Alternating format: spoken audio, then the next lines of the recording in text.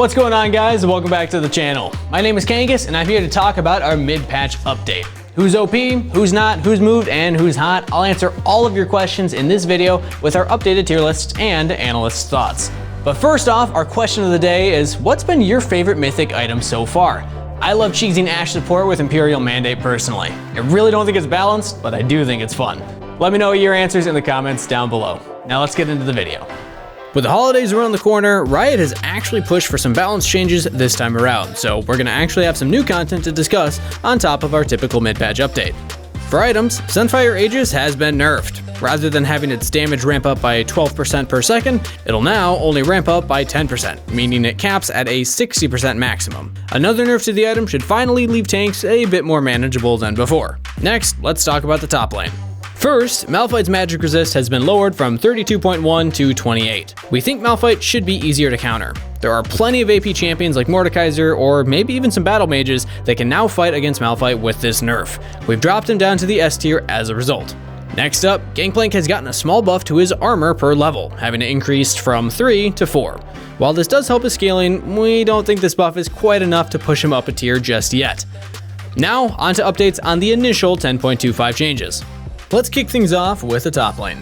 Kayle is the first top laner we'll talk about. She got some nerfs this patch, and her win rate has dropped significantly since last patch. However, she's still a very popular pick who's finding an okay amount of success still. Factoring her average pick rate, her decent win rate, and high ban rate, we still think she's an S tier pick at the moment. With other buffs or balance changes hitting specific other top laners next patch, we might see her drop out of the S tier very soon though.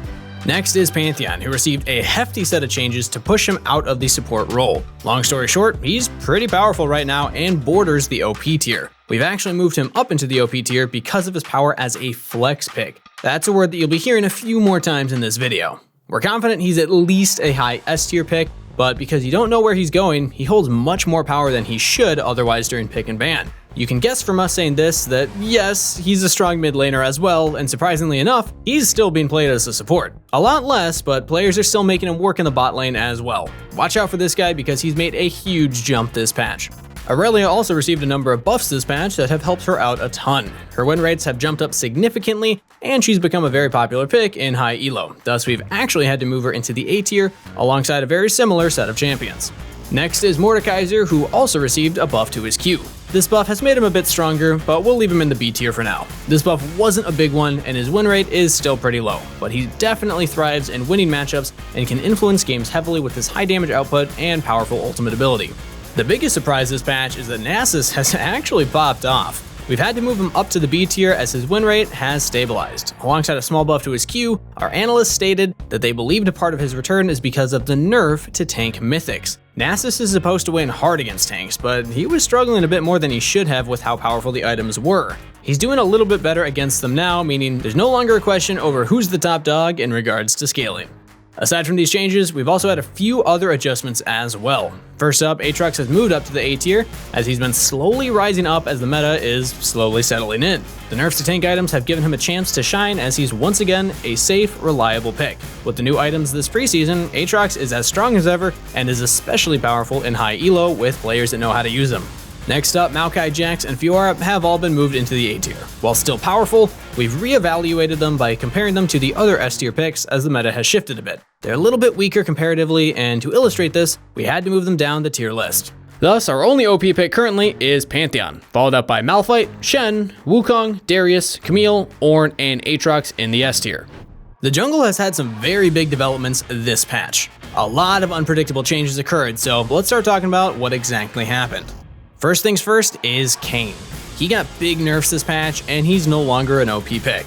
However, his ban rates are as high as ever, as they're close to 50% in Platinum and higher. Along with this though, his win rate has dropped incredibly. While the patch is only halfway done, his win rate has dropped a total of 6% overall. So yes, long story short, that nerf was huge. However, he has also gotten a small buff to help compensate. His base armor has been increased from 35 to 38 again, while the Q damage increased from 65 to 145 up to 75 to 155. The cooldown nerf will stay in place, but that was the biggest part of the previous change list anyway. While we initially were going to place him into the A tier, this quick revert will leave him as an S tier pick for now.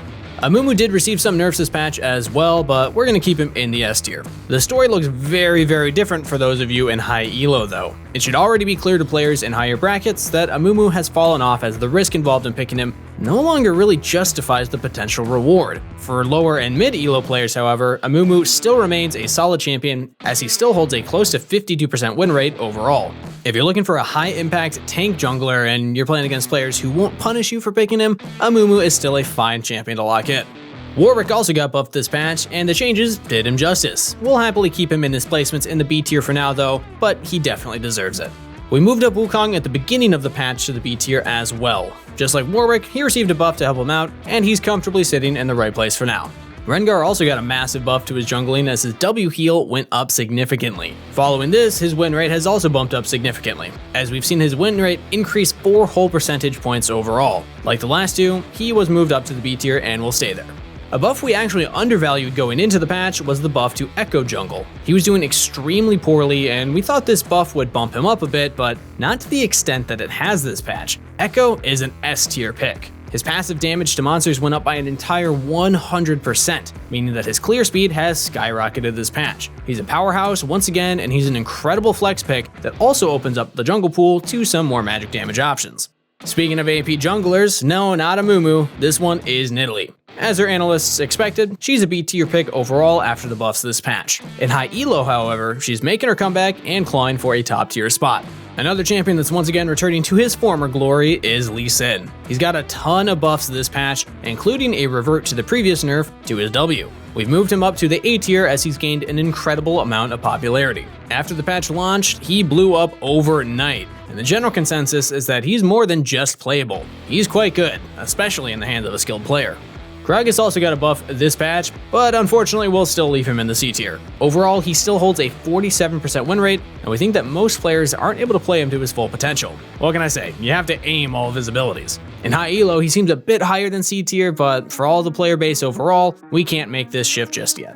The following 3 changes did end up taking our analysts quite by surprise. Up first is Ivern. Yes, he got massive buffs and we even moved him up the tier list, but he's actually even stronger than we first anticipated. Once again, not only did he get buffed, but support items were made cheaper this patch. This has caused his win rate to spike upwards towards the heavens, just like Daisy sending all of you players. And while he's still close to the middle of the pack in terms of play rate, his win rate is as high as 53% right now. We'll give him a little more time before pushing him into the S tier as he's more of a utility pick. It could be that he's being picked in optimal situations, thus pushing his win rate up. However, if you liked the guy before but were hesitant to play him out of fear, just know that there's no doubt he's strong right now. Watch out for the next patch because if he keeps the same performance up, we're confident that we have to move him to the S tier.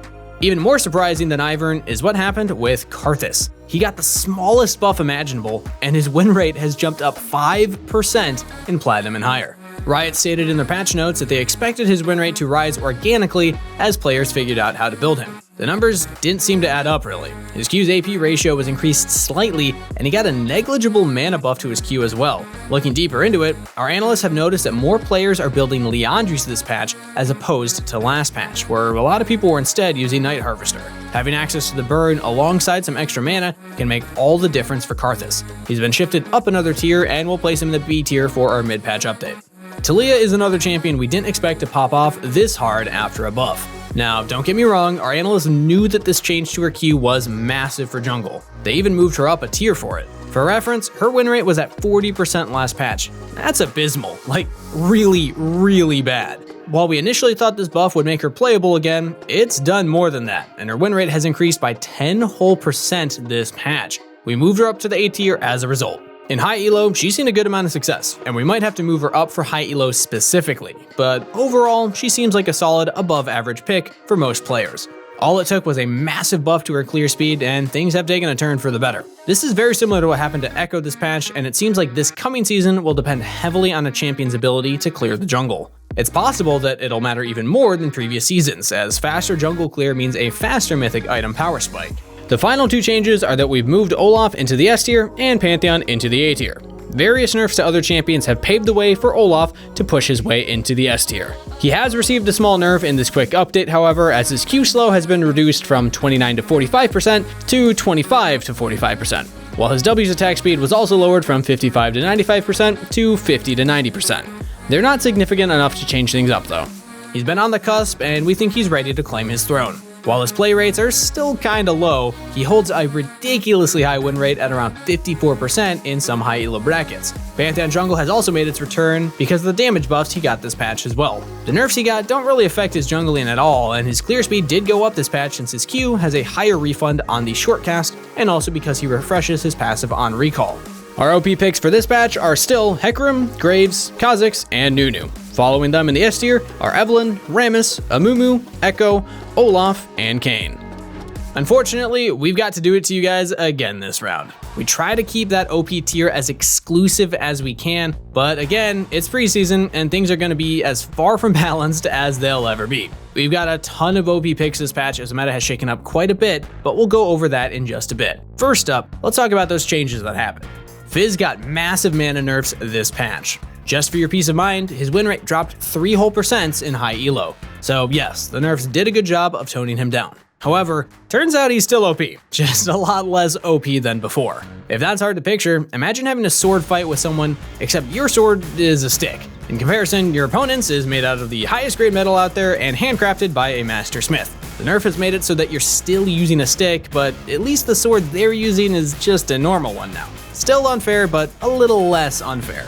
Morgana mid did receive nerfs this patch as well, and they definitely have dissuaded players from picking her as a solo laner. We're okay leaving her as an A tier pick as she's still a solid niche counter in certain situations. While Annie did take a big hit this patch, she's still worthy of the S tier. Her win rates still remain above 52% in high elo, which is very impressive considering that she seems like a champion built for low elo instead. It goes without saying that she's finding success at all ranks right now, and we think she's a solid, easy pick for you guys. The biggest set of changes this patch were to Pantheon as well as Anivia. So now it's time we talk about what happened to the bird herself. Somehow, someway, she's landed herself into the OP tier. Anivia has clawed her way to the 3rd highest play rate in Platinum and higher, and her ban rates fall just short of 20%. This is a major improvement from last patch, and most importantly, her overall win rate is just below 54% as well. In high and low elo, Anivia is proving to be a powerful pick because her kit has essentially been modernized this patch. And in spite of a quick nerf to her E, lowering the damage from 60 to 180 down to 50 to 170, and a 10 mana increase on its cost, we think she'll still remain a powerful pick for the time being. Since we've mentioned that Anivia changed, let's also talk about 2 other mid lane changes this patch as well. Akali's passive movement speed bonus has been reduced from 40 to 70% down to 30 to 60%. While her passive damage has been lowered from 39 to 180 plus 50% AP to 29 to 170 plus 40% AP. The AD ratio on it has remained unchanged.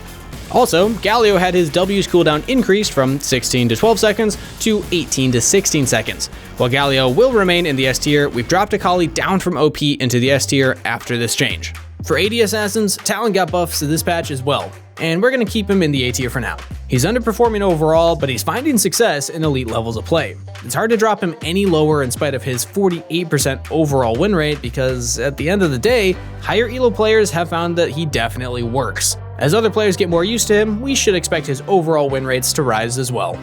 Oh, Riot, you're trying so hard and we respect you for it. And while Seraphine's win rates have technically jumped up this patch in the mid lane, they've also jumped up just as much as a support. Needless to say, she's still just a support champ, Riot. We moved Seraphine into the S tier, but more realistically, you're going to be picking her in the bot lane. Yasuo and Yone got a minor buff to their attack speed this patch, but the buffs to marksman items have also helped them a ton. While they're a little bit behind the S tier in OP picks and high elo, they're really doing it down in low to mid elo. Surprisingly, because it's usually the other way around for these two. Get this, the craziest thing about Yasuo right now is that his highest win rate is actually in bronze. However, considering the player base overall, we'll place both of them in the S tier. Also, for future reference, we'll stop grouping these two together if necessary. It's just that coincidentally, they got the same change this patch, and they're also in the same tier.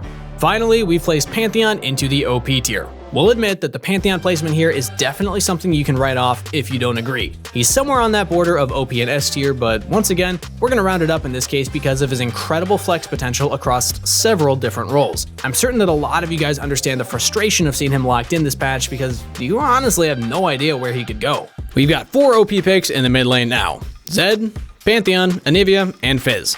In the S tier, we have Akali, Victor, Echo, Annie, Katarina, Galio, Malphite, Yone, Yasuo, and Seraphine. Whew, that's a lot.